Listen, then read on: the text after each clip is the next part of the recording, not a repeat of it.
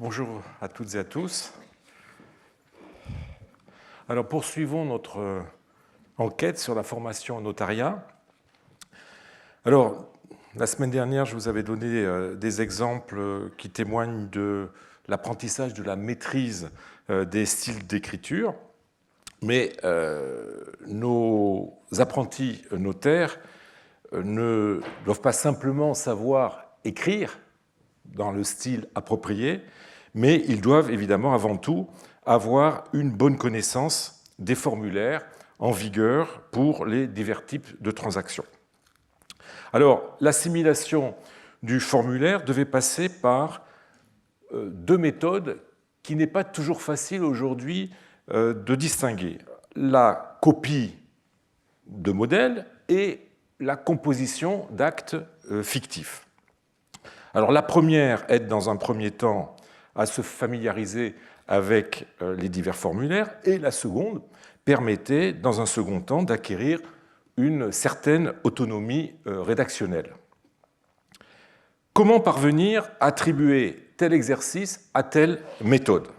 Bon, c'est presque impossible sans la présence de grosses erreurs rédactionnelles qui incitent à conclure à une composition personnelle de l'apprenti où il aurait évidemment failli, plutôt qu'à une simple copie. Alors la frontière entre les deux a beau être malaisée à tracer, je vais tenter de classer le matériel disponible dans l'une ou l'autre catégorie. Mais je dois reconnaître, je suis bien conscient du caractère quelque peu aléatoire de cet exercice. Alors il y a heureusement des cas où aucun doute n'est permis. C'est l'exemple de cette tablette où le même contrat de vente a été recopié deux fois sur deux tablettes contiguës du même codex. Bon. Alors voici un autre exemple que je crois indubitable et qui en plus a l'intérêt d'être encore inédit. J'essaye toujours de vous montrer des textes nouveaux. Un texte inédit et qui forme un ensemble tout à fait exceptionnel dans le domaine des documents d'apprentissage au notariat. Alors, il s'agit d'un codex de tablettes de la British Library, dont l'édition est en cours par Todd Hickey, Valérie Schramm, Yasmine Amoury et moi-même. Alors, ce codex est constitué de 10 tablettes. Là, vous voyez un essai où nous sommes en train d'essayer de reconstituer la séquence de ces tablettes. Donc, 10 tablettes en bois qui, à l'exception des deux faces externes, présentent, vous le voyez ici, présente une surface à écrire qui est revêtue d'un enduit blanc et qui est encadrée par une bordure rectangulaire qui est plus épaisse. Ce codex contenait 16 documents écrits en grec qui appartiennent aux genres documentaires les plus attestés. Alors, outre une pétition, ce sont tous des actes juridiques, des locations de terrain, des locations de bâtiments, en l'occurrence une huilerie, des ventes à terme de blé, de vin, des prêts d'argent, un cautionnement. Voilà. Alors, ces actes ont tous Panopolis comme lieu de rédaction. Vous voyez où se trouve Panopolis, en Thébaïde. Tous ces actes donc, ont Panopolis comme lieu de rédaction, ce qui assure évidemment la provenance panopolitaine de ce codex de tablettes. L'un de ces actes, qui contient une formule de serment par l'empereur Zénon, qui a régné entre 474 et 491, permet de dater la copie de ces textes de la fin du Ve siècle. À l'exception de comptabilité dont je ne vous parle pas sur la dernière tablette, les documents sont tous de la même main. Alors, outre le support, on retrouve plusieurs des indices qui caractérisent les exercices d'initiation au notariat. Les noms des parties ont été systématiquement remplacés par Tistinos ou Ode Toudé, c'est-à-dire un tel, fils d'un tel. Alors, je vous donne un exemple avec le premier document du codex, qui est un contrat de location et qui commence par le prescrit habituel, sauf que les noms étaient anonymisés. Donc Aurelius, un tel, fils d'un tel, sénateur, originaire de Panopolis, de la part d'Aurelius, un tel, fils d'un tel, agriculteur, originaire de Panopolis. Et suit ensuite l'acte proprement dit. Par ailleurs, on retrouve un nombre anormalement élevé de fautes d'orthographe et de lapsus calami. Mais tout cela n'assure pas qu'il s'agisse d'un exercice de copie. Cette hypothèse est néanmoins la plus plausible si on en juge par l'écriture.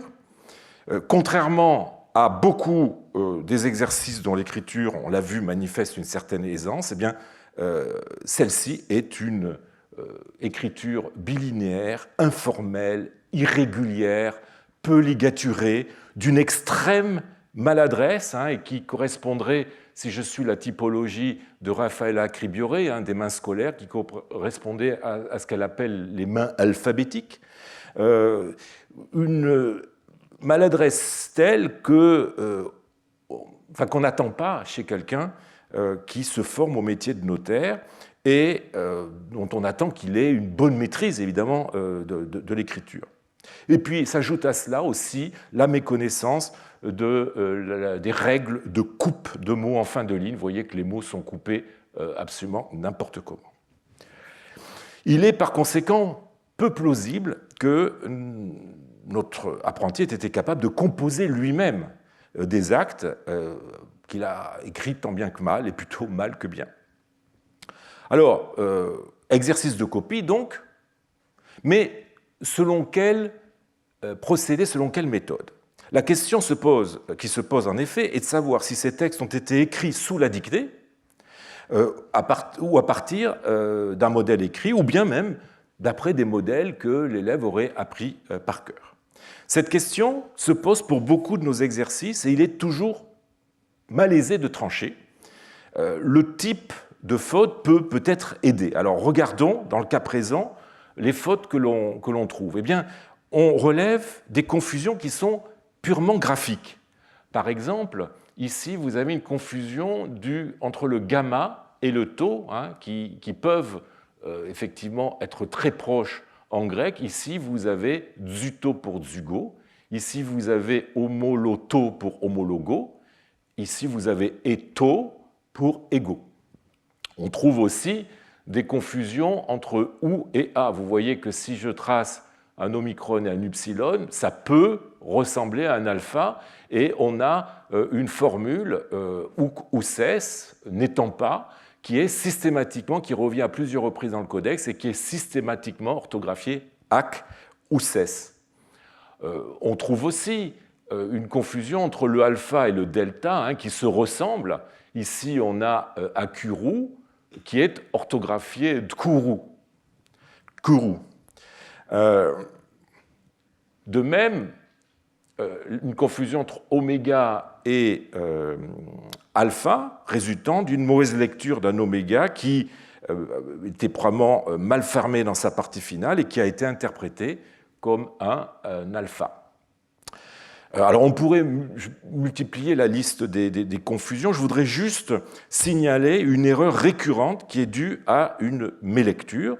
Notre apprenti bute constamment sur ce qu'on appelle la clause stipulatoire qui valide le document à la fin, qui en grec c'est kai eperoteteis homologesa, et en réponse à la question rituelle, c'est-à-dire la question posée par la partie créancière, eh bien j'ai marqué mon accord. Donc cette phrase est systématique dans les contrats, et notre apprenti a des problèmes. Alors voici à l'écran une des façons dont il orthographie cette clause. Vous voyez, il écrit epertis homolokesa avec un omicron à la place d'un oméga, et cela peut s'expliquer si l'on considère que le modèle devait avoir quelque chose comme cela, c'est-à-dire une forme abrégée avec un θ légèrement en hauteur et une barre d'abréviation, et puis ensuite le oméga d'homologesa, et il aurait interprété la barre d'abréviation comme un iota et le début de l'oméga comme un sigma, ce qui nous donne ce qu'il a écrit. Il fait beaucoup d'autres fautes sur la même clause stipulatoire. Alors, vous voyez, toutes ces fautes donnent à penser que les modèles utilisés étaient rédigés dans une écriture cursive que notre apprenti n'a pas toujours su interpréter. Or, on constate aussi de nombreux phonétismes qui iraient dans le sens d'une copie faite sous la dictée. Et vous le voyez ici avec cet exemple, l'exemple précédent, où on a homologuesa à la place d'homologuesa, avec une confusion entre la sourde et la sonore. Et là, c'est plutôt une faute faite à l'oreille. Cependant, outre le fait que les modèles pouvaient contenir des phonétismes, l'iotacisme, la confusion entre oméga et omicron sont des fautes très fréquentes qu'on trouve dans de vrais contrats professionnels, eh bien, il ne faut pas oublier un phénomène propre à la copie. Entre le moment où le copiste lit une série de mots sur un modèle et celui où il la retranscrit, eh bien, qu'est-ce qui se passe? Il se la répète mentalement. Opération qui est d'autant plus nécessaire qu'à cette époque, les mots ne sont pas séparés par des espaces et ne prennent sens en fait que par une sorte de lecture intérieure. Or, c'est cette opération qui peut générer des erreurs de nature phonétique. Sans compter d'ailleurs qu'il n'est pas exclu que le modèle écrit ait pu être lu parallèlement à haute voix par le maître, ce qui pourrait expliquer également le mélange de fautes à la fois graphiques et phonétiques. Quoi qu'il en soit, notre codex offre pour l'instant l'exemple le plus étendu d'exercice de copie de textes juridiques. On notera au passage que ces textes n'ont pas été choisis par le maître au hasard.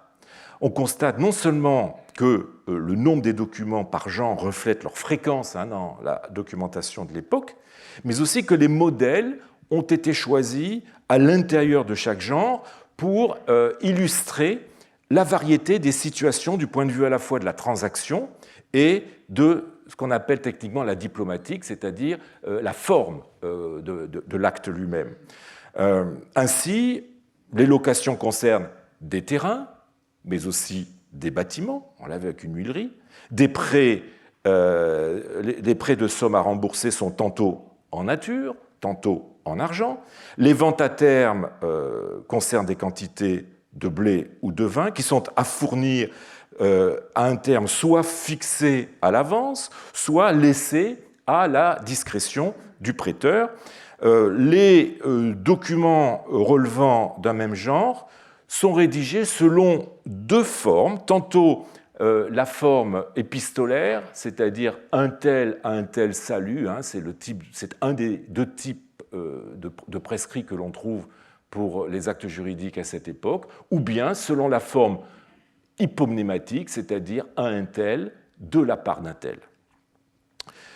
En bref, cet échantillon de documents permettrait à un apprenti de faire face à la plupart des situations qu'un notaire ordinaire était susceptible de rencontrer. Alors, à un certain moment, l'élève ne se contente pas de recopier des documents écrits par d'autres, il doit en rédiger lui-même. Je l'ai dit, ces exercices de composition sont difficiles à repérer et ne peuvent être détectés a priori que s'ils sont déparés par des erreurs de syntaxe ou mieux, des erreurs de formulaire qu'on ne s'attend pas à trouver dans les modèles. Alors, j'ai déjà eu l'occasion de vous présenter quelques-uns de ces documents qui présentent des erreurs de formulaire. J'en citerai un, c'est cette tablette qui contient des parties de 3 contrats, une location, une vente et une reconnaissance de dette, que je pense être un essai rédigé par un apprenti notaire. Entre autres fautes, eh bien, on relève une erreur de nature diplomatique. À la ligne 2, vous voyez qu'il commence ici à la 3e personne. Il l'a mis à bail sous forme, pour la seule année, les 2 arours, les arours, ce sont des unités de superficie, 2 arours qui m'appartiennent. Et là, on passe ensuite à la 1re personne du singulier. Donc, il mélange ce qu'on appelle le style objectif, il a mis à bail, et le style subjectif, j'ai donné mon accord, je reconnais, etc. Style subjectif qui était plutôt de mise à l'époque pour ce type de contrat. Un une telle erreur me paraît assez invraisemblable, disons, dans un modèle. Et donc, je crois qu'il s'agit vraiment d'un exercice de composition d'un notaire en herbe qui ne maîtrise pas encore complètement toutes les formes de rédaction. Alors, je voudrais vous présenter un texte encore inédit qui, selon moi, pourrait être une composition. Alors, il s'agit d'une tablette de très grande dimension, vous voyez, 54 cm sur 29, conservée au musée égyptien du Caire, qui vient de Carrara. J'ai déjà eu l'occasion de citer ce toponyme au sujet des exercices des apprentis intendants du domaine des Appions, et qui comporte sur une face le texte complet d'une anticatalaguée. Alors une anticatalaguée, c'est un acte de permutation de propriété, c'est-à-dire que deux personnes se rencontrent et décident d'échanger leurs propriétés, souvent pour des raisons de proximité, ça permet de rapprocher un champ d'un autre qu'on possède, etc. Et donc, il s'agit d'un acte de propriété de 18 lignes qui est écrit dans une permutation de propriété de 18 lignes qui est écrit dans une cursive témoignant d'une bonne maîtrise de l'écriture. Alors, on pourrait être tenté d'y voir un exercice de copie d'après des fautes résultant d'une mauvaise interprétation d'une lettre qui aurait été mal recopiée. On va retrouver un petit peu les mêmes erreurs que dans la tablette que je vous ai montrée précédemment. Par exemple, ici, erreur de confusion entre un delta et un alpha. Là, vous avez le mot indiction ind qui est écrit ina. Ici, ça ne se voit pas bien, mais on attend le mot guess, la terre, et en fait, on a tes, donc confusion entre gamma et tau. Et ici, vous avez le mot comes qui est écrit coles, on voit bien les deux lambda, et qui résulte d'une mélecture d'un mu en deux lambda. Mais d'autres erreurs incitent à y voir une composition qu'un apprenti notaire encore peu aguerri aurait réalisée. Alors, outre des erreurs de syntaxe, on trouve une création verbale plutôt suspecte, mot qui n'existe pas, et on pourrait imaginer qu'il s'agit d'une erreur de la part du rédacteur. Mais surtout, on y trouve des fautes de formulaire. Je les ai listées ici, et notamment, parmi ces fautes, il utilise le terme priamenou pour désigner une des parties, acheteur, alors qu'il ne s'agit pas d'une vente, mais il s'agit juste d'un échange. Donc, là encore, tout cela fait pencher la balance du côté d'une composition plutôt que d'une copie. Alors, il arrive quelquefois que le texte soit tellement inintelligible qu'on peut suspecter, à juste titre, la composition d'un apprenti qui a brûlé les étapes et qui n'est pas vraiment doué. C'est le cas de cette tablette, pourtant bien écrite, hein, vous le voyez, l'écriture est assez élégante, tablette du Vatican, mais les éditeurs commencent l'édition en signalant qu'il est quasiment impossible de comprendre ce qui est écrit. Voilà. Donc, et ils renoncent d'ailleurs à traduire le texte.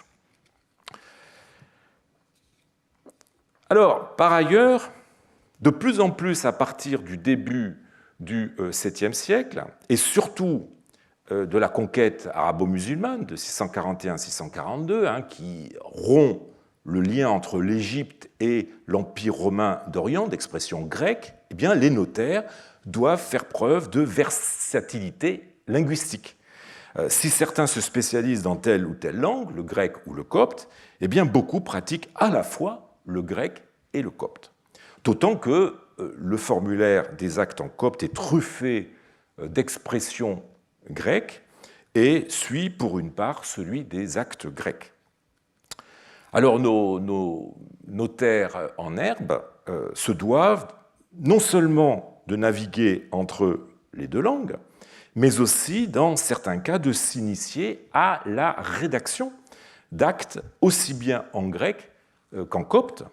Et je voudrais vous présenter une pièce, là encore inédite, qui illustre cet aspect de leur apprentissage. Il s'agit d'une tablette conservée au Museum für Mensch und Natur de Fribourg en Breisgau, de provenance, semble-t-il, inconnue. Là encore, il s'agit d'une tablette de grande dimension, 48 cm de large.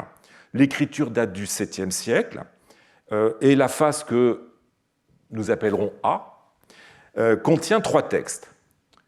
Une reconnaissance de dette en 5 lignes, écrite dans une cursive quadrilinéaire droite, proche de la minuscule, qui, sans être parfaite, atteste une certaine expérience.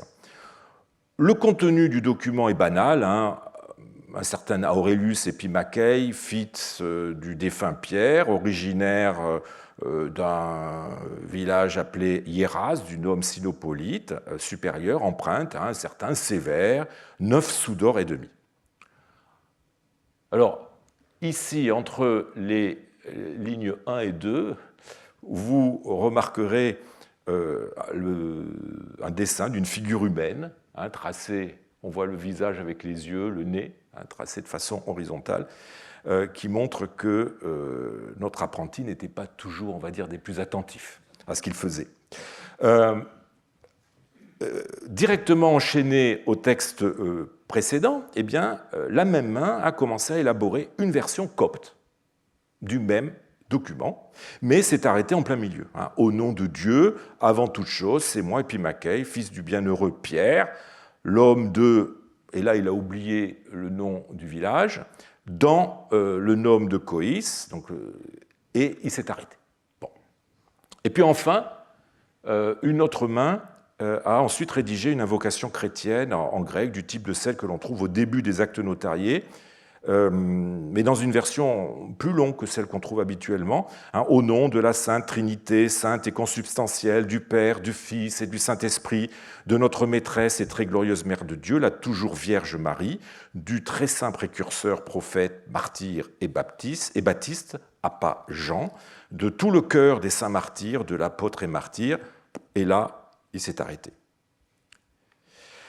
Et suit ensuite une date. Bon. Alors, si je mets de côté le troisième texte, qui est d'une main différente, eh bien, nous voyons qu'une même personne a plutôt s'est exercée en grec et en copte. Alors, on retrouve le même mélange de langues dans d'autres tablettes. J'avais déjà eu l'occasion de mentionner la tablette que vous avez à l'écran dans un cours précédent, qui contient sur une face une vente à terme en grec, et sur l'autre la fin d'un document juridique en copte. C'est également le cas de cette tablette du Vatican du 7e siècle, une tablette qui livre sur une face un contrat de vente à terme de semences à fourrage en grec, et dans un grec catastrophique lui aussi catastrophique d'ailleurs que l'écriture est aisée, et sur l'autre, un contrat de vente à terme de vin en copte, dans une écriture tout aussi aisée, mais différente par sa bilinéarité, alors que le grec est quadrilinéaire. Alors, a-t-on affaire, dans les deux cas, à la même personne, puisqu'il s'agit de langues et d'écritures différentes? Eh bien, il est tout à fait vraisemblable que ça soit la même personne qui ait écrit les deux textes, puisque le copte adopte à cette époque un style d'écriture bilinéaire, contrairement au grec qui cultive la quadrilinéarité. Alors évidemment, il est difficile de savoir si derrière des textes écrits dans des écritures conventionnellement différentes, on a affaire à la même personne, mais si nous comparons la séquence grecque de totalisation, vous savez, dans les actes, quand une somme est citée, en toutes lettres, à un moment, il y a une formule de récapitulation, total, temps, écrit en chiffres et non pas en lettres. Et bien là, en règle générale, ces totalisations, même dans les textes coptes, sont écrits en grec. Et bien là, vous voyez, total, temps de sous d'or. Eh bien, cette séquence se retrouve aussi dans le texte grec, et vous voyez qu'elle est tracée de la même façon, et donc je n'ai aucun doute sur le fait qu'il s'agisse de la même personne qui est écrit d'un côté en grec et de l'autre en copte. Et donc, vous voyez, à travers ces exemples que je vous ai montrés, on saisit sur le vif les entraînements, les tâtonnements, les erreurs de nos scribes qui sont en train de s'exercer à la rédaction, plus simplement à la copie d'actes juridiques. Alors, je voudrais finir en revenant à mon point de départ, celui plus ou moins par lequel j'ai commencé les cours de cette année. La difficulté à distinguer les exercices produits dans le cadre de l'école classique, c'est-à-dire l'école avec le grammatiste, le grammatikos, le grammairien, et éventuellement même le sophisme, enfin, surtout, on va dire, les exercices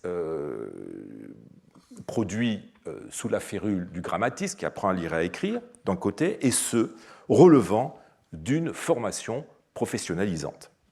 Alors, si cette difficulté peut être due dans nombre de cas à une erreur d'analyse du papyrologue moderne, dans bien d'autres, cependant, eh bien, elle tire son origine de causes plus profondes qui ont à voir avec la conception, avec l'organisation de l'enseignement dans l'Antiquité, plus particulièrement dans ces derniers siècles. Autrement dit, la difficulté que nous avons aujourd'hui à démêler les fils de ces deux types d'enseignement qui s'entrelacent sans cesse, ne tient-elle pas avant tout à la promiscuité, voire à l'identité qui a pu exister entre les deux types d'enseignement, en tout cas dans certains milieux? C'est la question que je voudrais aborder comme conclusion de ce cycle de cours sur l'école professionnelle. Alors, il y a plusieurs façons d'envisager les rapports entre ces deux types d'enseignement, entre l'enseignement professionnel et l'école professionnelle et l'école classique ou généraliste. La première, la plus naturelle, celle qui est la nôtre aujourd'hui, est de considérer que la première prend le relais de la seconde. C'est le cadre qu'Henri René Marou a esquissé dans son histoire de l'éducation dans l'Antiquité. Par exemple, quand il dit « l'éducation grecque aspire à former l'homme en soi disponible ultérieurement pour n'importe quelle tâche, mais que rien ne limite par avance à une spécialisation déterminée ». Je pourrais citer d'autres exemples sous la plume de Marou. L'enseignement généraliste, vous voyez, d'après ce qu'il écrit, vient d'abord. Il a pour but d'ouvrir le champ des possibles chez l'enfant avant que celui-ci ne fasse des choix et s'engouffre dans une voie à la faveur d'une spécialisation. Cette conception d'éducation que nous partageons et que nous avons su promouvoir et même sanctuariser grâce à l'école obligatoire, ne s'est-elle pas heurtée dans l'Antiquité au mur de la réalité ? N'a-t-elle pas été mise à mal par la nécessité des jeunes gens de familles peu aisées de se spécialiser assez tôt, incapables de se payer le luxe de finir leurs études chez le sophiste, voire chez le grammairien? L'enkyklios paideia, la paideia encyclopédique, si je puis dire, était non seulement un idéal hors de portée pour beaucoup, mais a évolué au gré des mutations culturelles qui ont profondément affecté l'hellénisme et ont placé leurs adeptes dans la nécessité de composer avec le nouveau pouvoir, l'État romain, distillant une autre conception de la paideia et imposant des conditions socio-politiques en décalage avec les idéaux de l'hellénisme traditionnel. Aussi, à la vision selon laquelle les deux types d'enseignement se seraient succédés dans le temps, ne faut-il pas préférer une conception plus réaliste en vertu de laquelle la formation professionnelle se serait souvent substituée à l'école classique?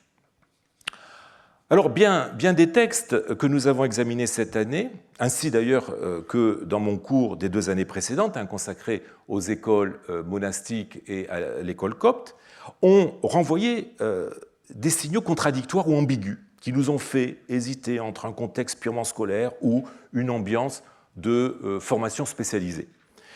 Nous pourrions surmonter la difficulté en mettant cela uniquement sur le compte d'une organisation de l'enseignement qui mêlait les deux types de formation. Souvenez-vous des conclusions auxquelles nous étions parvenus il y a 3 ans, quand, en partant notamment des dialogues, des colloquia des Herméneumata, nous avions constaté que le cursus scolaire tel qu'il est décrit par les sources littéraires, se déclinant en 3 niveaux, censés se succéder sans tuilage, le niveau du grammatiste, le niveau du grammairien, le niveau du sophiste, ne correspondait pas à la situation décrite dans ces dialogues qui mettent en scène des élèves de plusieurs niveaux se retrouvant dans la même salle de cours et travaillant sous la conduite d'un maître et d'élèves plus avancés qui faisaient, on va dire, office de tuteur. J'avais suggéré à l'époque que le cursus tripartite reflétait un idéal auquel seules les cités étaient en mesure de prétendre, alors que les écoles villageoises, par manque de professeurs, devaient bien souvent pratiquer le mélange des niveaux, comme jusqu'à encore peu de temps dans nos campagnes, les écoles, ou même aujourd'hui, où on parle aussi de mélange de niveaux.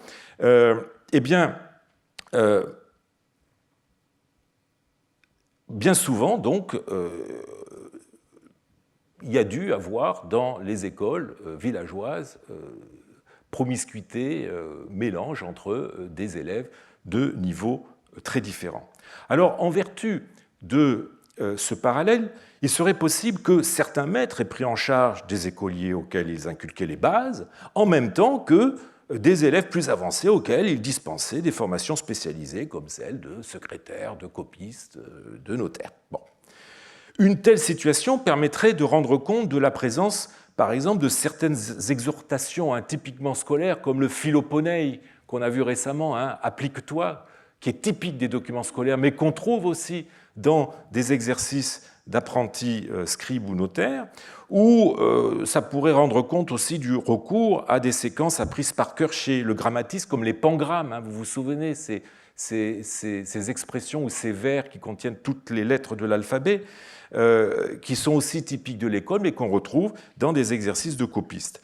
Elle pourrait aussi expliquer certaines pièces au contenu disparate que nous avons rencontrées. Je n'en citerai que 2. Cet ostracone du monastère du Grand Foïbamon, qui présente un texte écrit dans une majuscule penchée de bonne qualité, qui pourrait être un exercice de calligraphie, en même temps que, au-dessus, vous le voyez, une autre main a gribouillé des lettres tellement maladroites qu'elles ne peuvent être le fait que d'un élève débutant qui sait à peine écrire. Ou, deuxième exemple, cet ostracone, trouvé dans la même région, Thèbes-Ouest, où un apprenti copiste a tracé un alphabet en majuscules bibliques, puis plusieurs mus selon la forme que cette lettre avait dans les 3 écritures livresques en usage, une différence qu'un écolier qui apprend à écrire ne se doit pas encore d'assimiler, tandis que si vous retournez l'ostracone, eh bien, on découvre un autre alphabet dont les lettres, écrites dans tous les sens, sont d'une inexpérience telle qu'elles pourraient avoir été tracées par un élève qui vient d'entrer en école primaire. Alors, il se trouve que nous connaissons l'occupant de la tombe où cet ostracone a été retrouvé. Il s'agit de la TT29, la tombe d'Aménémopé, et plus exactement, l'occupant, la tombe est celle d'Aménémopé. Nous connaissons très bien le nom de son occupant à l'époque tardive. Il s'agit du moine Franguet, qui, en plus de ses occupations de copiste et de ses activités de tissage, a appris à lire et à écrire à certains jeunes, tandis qu'il a formé d'autres jeunes gens à l'écriture calligraphique. Alors, l'exemple de Franguet, qui, dans la tombe qui lui servait d'ermitage, vous avez à l'écran, à enseigner à des jeunes de divers niveaux, partageant à l'occasion certains ostracas, malgré la nature très différente de l'enseignement qu'ils recevaient, pourrait nous inciter à justifier les autres pièces présentant aussi des écritures de niveaux différents par un mélange d'élèves, d'âge, de compétences et de vocations différentes, aboutissant à une documentation bigarrée où les exercices d'écoliers côtoient des exercices d'apprentis copistes ou d'apprentis scribes. Mais finalement, est-ce que nous ne sommes pas en train de gauchir la réalité en justifiant l'hétérogénéité de notre documentation par l'hétérogénéité du profil des élèves? Est-il légitime de parler d'hétérogénéité du profil comme s'il y avait d'un côté des élèves normaux et de l'autre des élèves spécialisés que des contingences purement logistiques auraient fait se coudoyer dans la même classe? Ne devons-nous pas envisager la possibilité qu'il n'y ait eu qu'une filière assurant à la fois la formation classique de base, apprendre à lire et à écrire, à maîtriser la grammaire et le lexique de la langue grecque, et une formation professionnalisante, apprentissage des écritures professionnelles, des connaissances nécessaires à la gestion et au notariat. La documentation touchant plus particulièrement à l'enseignement et à la copie des livres inciterait à répondre par l'affirmative. Mais nous avons vu que celle-ci était issue des monastères, qui ont pu constituer un milieu à part, ayant intérêt à combiner l'enseignement des grammatins, savoir lire et écrire, et des types canoniques de la librairie, de façon à inculquer les premiers en utilisant les seconds. On brûlait ainsi les étapes en fusionnant enseignement primaire et formation professionnelle. Voilà qui était d'autant plus adapté au contexte monastique que les bénéficiaires de cet enseignement n'étaient pas nécessairement des enfants, mais aussi des adolescents ou des adultes dont la maturité permettait d'avoir recours à des méthodes plus expéditives et qui n'avaient pas besoin de passer par les fourches codines de l'enseignement secondaire, celui du grammaticos avec l'étude laborieuse des auteurs profanes désormais inutiles. Mais même aux enfants, l'environnement monastique offrait la possibilité d'une formation plus intensive, protégée des contingences mondaines, c'est-à-dire par exemple disponibilité réduite des maîtres, nécessité d'aider les parents dans leur travail aux dépens de l'école, et rendant ainsi possible l'intégration des deux types d'enseignement en un seul cursus, autant qu'on peut en juger d'après une des règles de la Céticone de Basile. Vous l'avez à l'écran, étant donné que l'apprentissage de certaines compétences, teknai, on retrouve ce terme que j'ai longtemps commenté au début de cette année, étant donné que l'apprentissage de certaines teknai doit commencer dès l'enfance, dès qu'un enfant semble apte à apprendre, nous ne lui interdisons pas de passer ses journées avec les maîtres qui les enseignent. Les conditions offertes par les monastères permettaient donc de former plus vite et plus intensément des professionnels capables d'écrire des documents et de copier des livres. Le recours à un style calligraphique, même pour des exercices de rédaction de documents, participe de ce principe d'économie et d'efficacité. J'ai eu l'occasion de vous montrer ce type d'exercice un peu bizarre où le texte est documentaire, mais l'écriture, elle, est une écriture livresque, et qu'on s'attend à trouver non pas pour des documents, mais pour des livres. Eh bien, le recours donc à un style calligraphique pour des documents pouvait participer de ce principe d'économie, puisqu'il peut être utilisé ensuite pour copier des livres, mais aussi avec un minimum d'adaptation pour rédiger des documents coptes, pour autant que, je le répète, l'écriture documentaire copte, en privilégiant un style bilinéaire, sans ligature, est alors très proche de la calligraphie grecque. Bref, les écoles monastiques visent la rentabilité, ce qu'on appellerait en grec la kreia, l'utilité, et parviennent ainsi à se constituer à peu de frais des cohortes de professionnels de l'écrit opérationnels pour tout type d'écrit. Alors, cette conclusion me semble corroborée par de nombreux exercices que nous avons passés en revue cette année. Je voudrais m'en tenir à celui-ci, qui est un ostracon particulièrement parlant, qui illustre de façon éloquente l'intrication des enseignements généralistes et professionnels, puisqu'on y voit, outre un essai de pagination de livres, un début de lettre rédigée dans une écriture livresque qui est recopiée par quelqu'un qui en est encore à apprendre à lire et à écrire, vu son écriture hésitante. On notera que la main qui a tracé ce que j'appellerais le modèle a pris soin de séparer par un trait oblique chaque syllabe de ce texte. Regardez, an, dre, as, shem, pen, taf, etc. Ces séparations obliques qui se retrouvent, sont typiques des textes scolaires et destinés à des élèves qui ne dominent pas encore l'écriture continue, la scriptio continua. L'enseignement des grammatas apparaît à travers cet ostracon comme lié à une ambiance de scriptorium. Plus révélateur encore est le seul manuel scolaire monastique copte qui nous soit parvenu, suffisamment complet pour qu'on puisse se faire une idée des méthodes pédagogiques suivies par les moines pour apprendre à lire et à écrire, et qui puisse rivaliser aussi dans le domaine du grec avec le papyrus Bourrian I, presque contemporain, et grâce auquel on peut suivre aussi les étapes de l'enseignement d'un grammatiste. Eh bien, voilà le P-Bourrian. Le manuscrit copte dont je vous parle, c'est le P. Kotzen Princeton I, dont j'ai longuement parlé l'an dernier.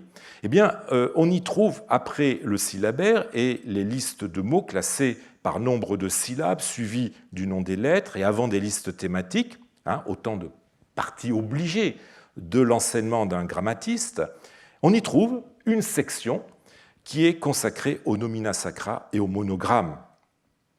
En abordant très vite dans le parcours de l'élève ces deux modes d'écriture abrégés, absents des manuels grecs comme le papyrus Bourrian de milieu laïque, eh bien, le papyrus Kotzen Princeton I cherche à familiariser ses élèves à l'écriture des manuscrits.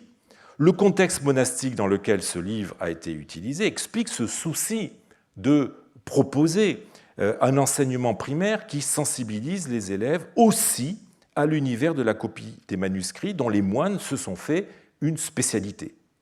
Même s'il serait exagéré de dire qu'ils sont ainsi, de façon subliminale, dirigés vers la profession de copiste, il n'en reste pas moins vrai que l'enseignement de la lecture et de l'écriture qu'ils reçoivent avec ce codex intègre les spécificités de l'univers du livre chrétien et leur donne très tôt les codes pour s'y repérer. Mais serait-ce une particularité de la formation à la copie des livres et donc de l'enseignement monastique? Observons-nous le même phénomène, par exemple, avec les formations des notaires. On pourrait, a priori, en douter, ou douter qu'on ait pu former les notaires à un niveau correspondant à l'école primaire. Et pourtant, eh bien, le codex de la British Library nous prouve le contraire. Un apprenti notaire s'est exercé à copier, on l'a vu, une pétition et une série de contrats dans une écriture maladroite qui fait penser à celle des exercices scolaires de premier degré. Le nombre exorbitant de phonétismes, de fautes, de copies, dont une partie a été très laborieusement corrigée, comme vous le voyez un petit peu partout ici, montre qu'il avait une connaissance déficiente du grec et qu'il était à peine capable de recopier son modèle. On ne peut échapper à la conclusion que notre apprenti suivait une formation de notaire tout en étant au niveau des rudiments dans l'apprentissage des grammatas. Si d'autres tablettes plus nombreuses témoignent que les apprentis pouvaient être plus avancés dans leurs études, eh bien ce codex montre qu'il était possible de s'engager dans ce type de formation spécialisée sans être passé par la classe d'un grammaticos et qu'il était possible d'apprendre le métier de notaire presque en commençant à apprendre à lire et à écrire. On ne sait toutefois pratiquement rien de l'âge des élèves dans les écoles de scribes, de leur niveau de compétence à leur admission, ni de la durée de cette formation spécialisée, écrit Raffaella Cribiore dans son livre capital sur les papyrus scolaires. En fait, il serait plus juste de dire que la documentation dont nous disposons témoigne, comme nous venons de le voir, de situations variées en la matière, même s'il est souvent périlleux d'essayer de déterminer l'âge du scripteur à partir de la qualité de son écriture et de sa langue. Ce qui est sûr, c'est que les métiers liés à l'écrit, ceux de scribe, de copiste, de tachygraphe, ou de notaire, commençaient à s'apprendre très jeunes, à un âge, semble-t-il, où d'autres fréquentent le grammaticos, voire le grammatiste. Alors, on a vu la semaine dernière que Symphonios est encore tout petit, le texte copte utilise le terme de koui ou de shem, est encore tout petit quand ses parents l'envoient faire des études de scribe tachygraphe à Antinoé. Son père et sa mère éprouvent même le besoin de l'accompagner dans cette cité, de rester quelques jours avec lui avant de le laisser aux mains du maître, Sylvanos. Les sources littéraires offrent d'autres exemples. Ainsi, nous apprenons par le synaxaire thébain que Picentios, alors à ne pas confondre avec son homonyme contemporain, le célèbre évêque de Coptos, que Picentios a été placé à 3 ans, probablement dans le dernier tiers du VIe siècle, dans le monastère dirigé par son oncle à Thoth. Son oncle, nous apprend-on, lui a pris, je cite le texte, son oncle lui a pris la lecture et les Écritures saintes. Il mémorisa les psaumes, les 4 évangiles, les épîtres de Paul, les épîtres catholiques, les actes des apôtres et l'Apocalypse. Il les a pris parfaitement par cœur. À l'âge de 11 ans, il a pris le métier de copiste et de relieur, ainsi que celui de fabricant d'éventails colorés, et aussi la maçonnerie et la menuiserie. Il y avait pas mal de cordes à son arc. Ce Picentios finit évêque d'Hermontis. Nous sommes là encore en milieu monastique, allez-vous m'objecter? Eh bien, ce n'est pas le cas de l'enseignement de tachygraphie que s'apprêtent à recevoir les enfants du neveu de Grégoire de Nazianze, que leur père envoie à Thiane à cet effet. Et nous le savons grâce à une lettre que Grégoire envoie à l'évêque de cette cité pour lui demander de veiller sur eux.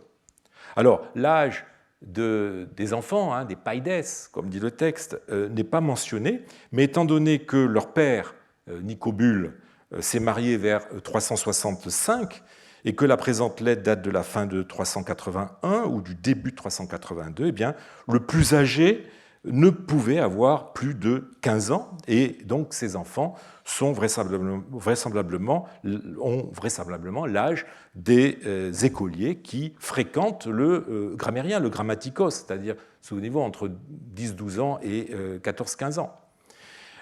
Nous avons plus de précision avec l'histoire que nous conte Ruffin dans son histoire ecclésiastique au sujet du futur évêque Athanase, futur évêque d'Alexandrie, grande figure du christianisme égyptien, né vers 296 et mort en 373.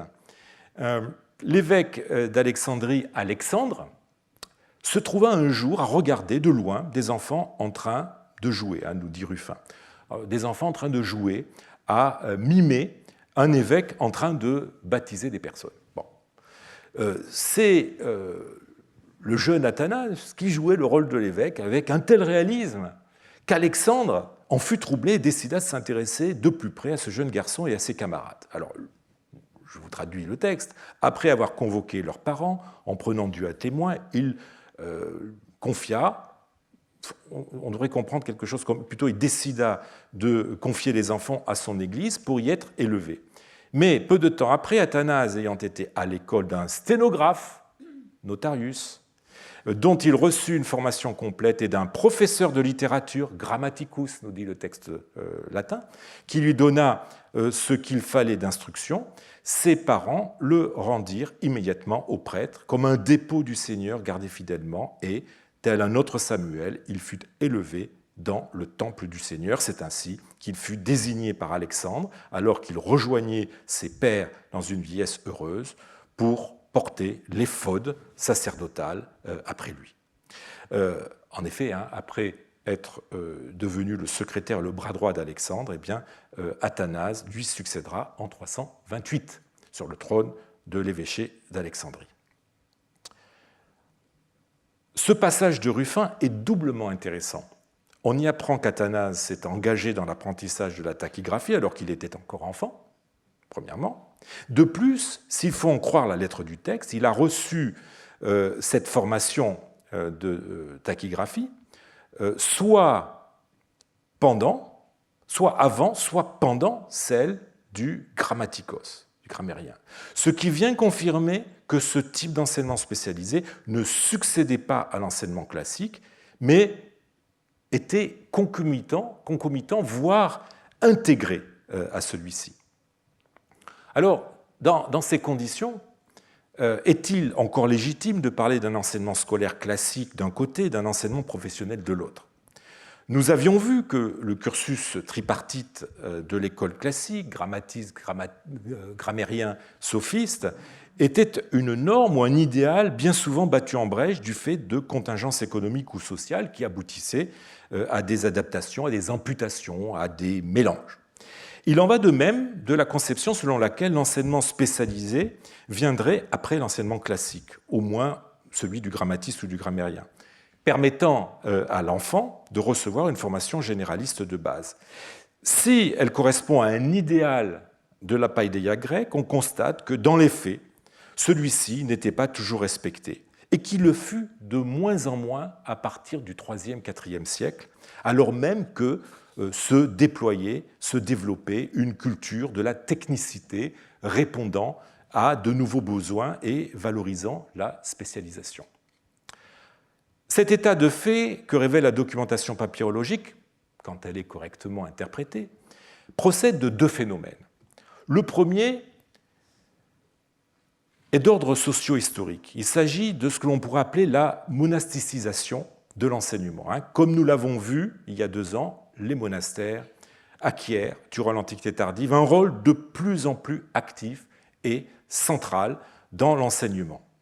La nécessité de développer un enseignement prosélyte, combiné à celle de former un personnel lettré capable de gérer leurs activités économiques autant que de faire tourner les scriptoria, explique à la fois que les monastères soient devenus des lieux d'enseignement destinés à leurs novices ou leurs moines, tout autant qu'à la population laïque, mais aussi qu'ils aient promu un enseignement correspondant à leurs besoins.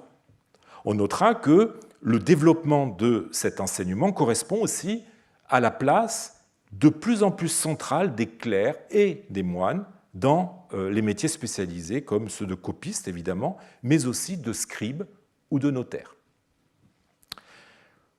Le second phénomène est d'ordre culturel et linguistique.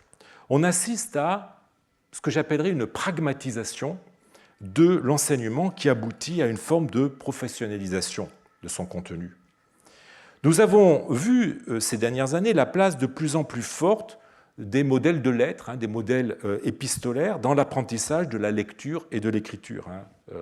Je vous remontre l'ostracone de Drabul-Naga, qui en est un exemple doublement significatif, puisque c'est à partir d'une lettre qu'un élève s'est exercé à l'écriture, mais aussi à la lecture, eu égard aux séparations syllabiques. En substituant au texte proprement littéraire de mise dans l'enseignement classique grec des textes de la pratique documentaire, des lettres par exemple, ou des actes juridiques, eh bien, on faisait ainsi d'une pierre deux coups. On apprend à l'élève à lire et à écrire, on lui apprend les grammata, comme le ferait un grammatiste grec avec des extraits d'Homère ou de Ménandre, Et on lui inculque les bases de la langue grecque ou copte, comme le ferait un grammatikos, un grammairien, avec des extraits des mêmes auteurs, étudiés cette fois-ci pour leur contenu, et on l'initie aussi à la pratique professionnelle de l'écrit, en le formant dès son jeune âge à la rédaction des principaux genres documentaires. Alors bien sûr, cette substitution des textes documentaires aux textes littéraires n'est pas totale, puisqu'à côté d'extraits de lettres ou de documents, on fait aussi copier aux élèves des extraits de la Bible, principalement des psaumes. Souvenez-vous de ce papyrus de Balaïsa, qui est un bel exemple de cette concomitance des deux, puisqu'on a à la fois des documents, mais aussi des psaumes. Mais le recours à des modèles bibliques participe lui aussi à ce phénomène de pragmatisation de l'enseignement, puisque le texte biblique, loin d'avoir le même statut qu'une œuvre d'Homère ou d'Euripide, n'était pas considéré comme de la littérature hors sol, dirais-je, mais comme un texte à fréquenter au quotidien, à savoir manier dans le cadre de la liturgie, a fortiori si l'élève, évidemment, se destine à une vie de clerc ou de moine. Cette pragmatisation de l'enseignement correspond donc à un changement de paradigme qui, à partir du IVe siècle, mit la paideia grecque traditionnelle de plus en plus en décalage par rapport à la culture ambiante et nécessita des adaptations dans le choix des textes de référence qui fussent de plus en plus en phase avec celle-ci. Comme nous l'avons vu les années précédentes, l'enseignement séculier s'adapta en choisissant dans le patrimoine profane des œuvres à visée avant tout morale, Ménandre, et en réduisant certains auteurs à une formation de modèle rhétorique. Homère devient un rhéteur par excellence, les vidant ainsi de leur dimension esthétique. Quant à l'enseignement monastique, il préféra la plupart du temps renoncer à ces auteurs au profit de la Bible et de textes documentaires qui faisaient office de modèles éthiques et de modèles rédactionnels. En épargnant aux élèves de plancher une partie de leur scolarité sur des textes désormais éloignés de leur univers culturel, cette nouvelle forme d'enseignement hâta le processus de professionnalisation et mit les enfants très tôt en contact avec des formes textuelles qu'ils auraient à manier plus tard, soit comme copistes, soit comme secrétaires, intendants, économes ou comme notaires. Le phénomène est renforcé par les conditions linguistiques de l'Égypte tardive. Les textes littéraires classiques de la paideia grecque n'étaient pas seulement culturellement éloignés de ces nouvelles générations d'élèves, mais aussi linguistiquement. Les élèves étaient des Égyptiens, plus ou moins bien hellénisés. Dans une société où le substrat était l'égyptien, mais où la langue de référence administrative et ecclésiastique continuait à être le grec, l'école pouvait de moins en moins se payer le luxe de former ses élèves aux beautés gratuites, ou dirais-je inutiles, de la littérature grecque. Elle devait non seulement leur inculquer une bonne connaissance du copte biblique, mais aussi les rendre opérationnels en grec en les préparant aux écrits auxquels ils seraient confrontés, les lettres, les reçus d'impôts, les contrats, les plaintes à l'administration, etc. Autant de documents qui ne pouvaient alors être écrits qu'en grec. Les exercices d'enseignement professionnel que nous avons étudiés cette année illustrent parfaitement cette double nécessité. La tablette du Caire, que je vous ai présenté il y a quelques minutes, où un élève a écrit un acte de permutation de propriété en grec, comporte au verso, et je ne vous l'avais pas encore dit, j'en garde la surprise pour la fin, comporte sur son verso l'intégralité du psaume 49 avec son titre, le titre du psaume 50 et le début du psaume 3 en copte, très probablement écrit par la même main que le recto. De même, la tablette de Fribourg, que je vous ai montrée aussi il y a quelques minutes, où un étudiant a écrit une reconnaissance de dette et s'est exercé à la rédaction d'invocations chrétiennes, qui débutent les actes juridiques, contient, elle aussi, sur son autre face, de la même main, le texte copte intégral des psaumes 112 et 113. Ces exemples, en plus du fait qu'ils montrent la prégnance du bilinguisme dans l'enseignement, confirme l'existence d'un cursus combinant l'apprentissage de savoir-faire spécialisés, comme le notariat, et à l'étude du texte biblique, poursuivant l'expérience que Protogène avait lancée au IVe siècle avec son école de tachygraphie, où l'on étudiait la Bible et notamment les psaumes. Au terme de ce panorama consacré aux formations spécialisées dans le domaine de l'écrit, se trouvent confirmés nos doutes sur la légitimité de l'existence d'un enseignement professionnel qui s'opposerait et succéderait à un enseignement généraliste proprement scolaire. Nous avons vu que la réalité était beaucoup plus complexe, beaucoup plus fluctuante, à l'image d'ailleurs de l'école en général. Si la tendance à la spécialisation est une constante durant l'Antiquité tardive, pour des raisons politico-économiques que j'ai essayé de dégager, l'intégration de l'enseignement spécialisé à l'enseignement généraliste a varié selon les niveaux.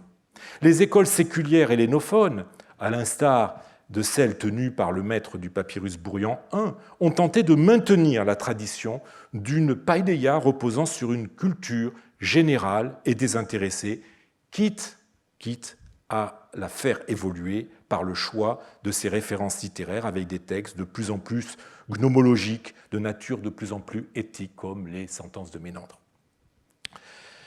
Les écoles implantées en milieu monastique, elles, ont développé une pédagogie intégrant à un apprentissage de la lecture et de l'écriture des formes d'instruction technique, de façon à obtenir rapidement des personnes alphabétisées en copte et en grec, capables d'être opérationnelles dans une société où l'on ne peut se dispenser du grec, et des personnes susceptibles, le cas échéant, de s'intégrer à la communauté monastique en y pratiquant la copie de livres, en accomplissant des tâches de gestion, tout en ayant un minimum de formation scripturaire et liturgique. L'école, vous le voyez, est sans nul doute un des meilleurs miroirs des évolutions politiques, des évolutions culturelles, des évolutions religieuses de la société que nous avons essayé de traquer durant ce cycle intitulé « Le calame et la croix » ces dernières années. Scruté à travers la documentation papyrologique, à travers les papyrus qu'elle a produits, eh bien, elle n'a cessé de nous renvoyer une image bien plus complexe qu'on ne pouvait le croire de cette société profondément bilingue et biculturelle, pétrie de contradictions, parcourue de tendances hétérogènes, voire antagonistes, animée d'idéaux multiples et composites, qui rendent son étude à la fois délicate et passionnante, nous obligeant à abandonner en chemin bien des certitudes erronées et simplificatrices. Je vous remercie pour votre attention et vous donne rendez-vous à l'année prochaine.